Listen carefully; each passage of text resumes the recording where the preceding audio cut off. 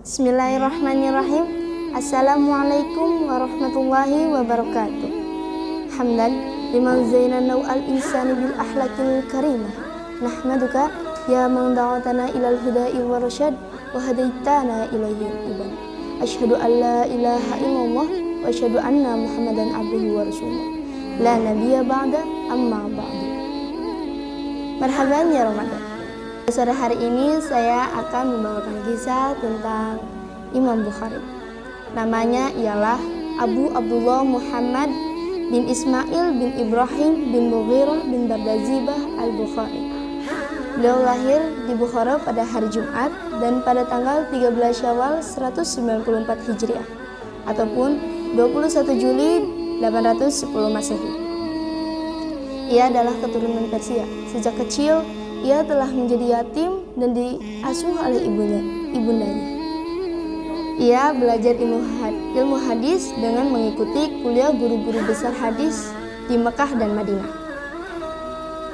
Allah memberkahi Imam Bukhari dengan ingatan yang kuat. Pada umur 11 tahun, ia mempelajari hadis dari banyaknya syekhul hadis dan mengunjungi kota suci pada umur 16 tahun bersama ibu dan abang sulungnya. Pada suatu hari, Bukhari muda dan beberapa murid lainnya mengikuti pelajaran dan cendekiawan Bach. Akan tetapi, Imam Bukhari tidak seperti murid lainnya. Beliau tidak pernah membuat catatan. Karena celaan yang terus-menerus itu, akhirnya Imam Bukhari kesal. Kemudian Imam Bukhari menyuruh teman-temannya untuk membawa catatan mereka. Tercenganglah mereka pada saat mengetahui bahwa Imam Bukhari telah menghafal 15.000 hadis di luar kepala. Dalam belajar juga Imam Bukhari mendapat kesulitan, seperti memakan dedaunan karena ia hanya bisa memakan dedaunan itu.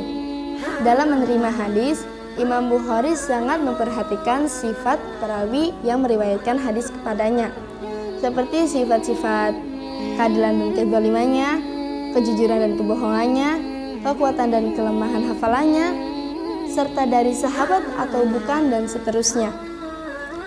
Syarat-syarat yang ditentukan inilah yang membuat hadis yang diriwayatkannya tergolong hadis yang kuat.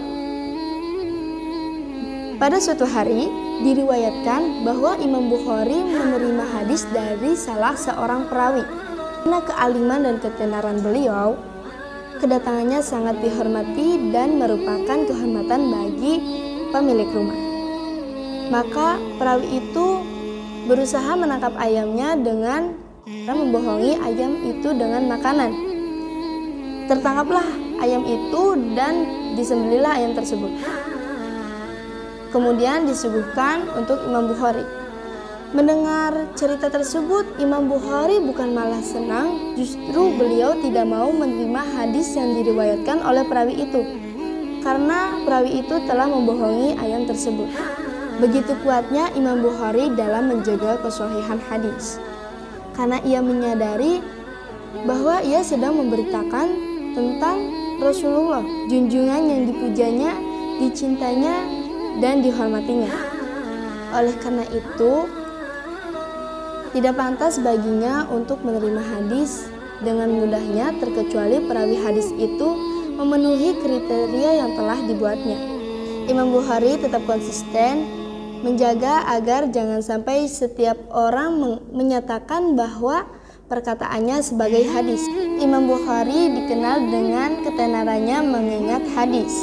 Bahkan beliau dijuluki dengan dokter hadis dan majikan muhadditsin.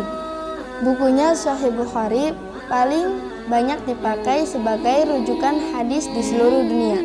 Salah satu syarahnya yang paling terkenal adalah Fathul Bari karya Ibnu Hajar al-Asqalani. Hadis-hadis yang diriwayatkannya sebanyak 7.257 hadis dan membuang 4.000 hadis yang berulang-ulang. Banyak cendekiawan dan orang soleh yang berguru padanya, seperti Abu Zarah, Abu Hatim Tirmidzi, Muhammad bin Nasr, dan yang paling terkenal adalah Imam Muslim.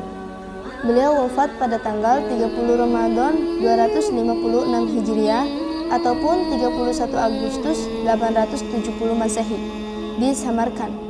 Seluruh hidupnya didedikasikan untuk Islam dan kaum muslimin. Baiklah, kurang dan lebihnya mohon maaf. Sekian dari saya. Wassalamualaikum warahmatullahi wabarakatuh.